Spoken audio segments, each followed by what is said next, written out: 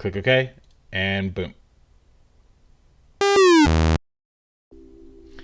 Hey guys, so today we're going to be discussing how to fix font missing errors.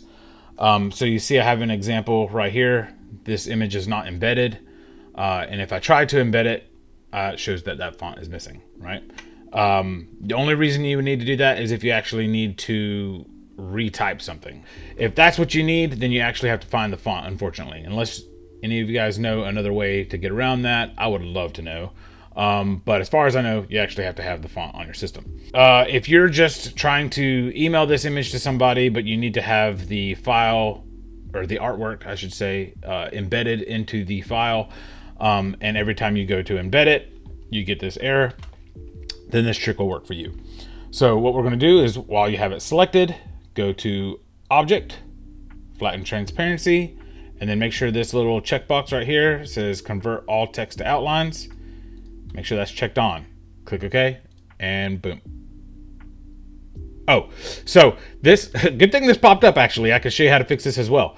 The reason I got this error is the linked artwork that interacts with transparency cannot be flattened. And it's asking me to embed the artwork before I flatten it, which obviously we can't embed it because we lose the font. In order to fix this issue, the reason it's giving us this problem is because this is an EPS file. So all I have to do is simply save this. We're going to go to downloads. I'm going to call it missing font. Okay, I'm going to save it as a PDF. Make sure you save it as a PDF. I'm going to open a new file. Okay, and then we're going to import place that missing font. See, that's the one I had originally that I imported was an EPS. This new one that I made is a PDF.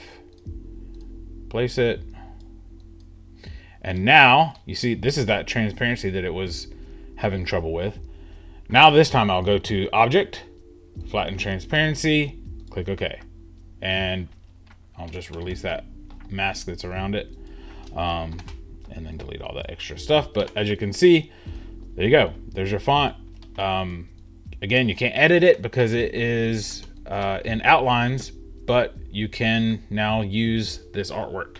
So I hope that helped. If you have any other questions, or you have some recommendations for some other errors you would like me to make a video on, let me know, because I work with this kind of stuff all the time. I constantly have clients, even from other sign shops, that will send me artwork and say, this is doing something weird, can you figure it out?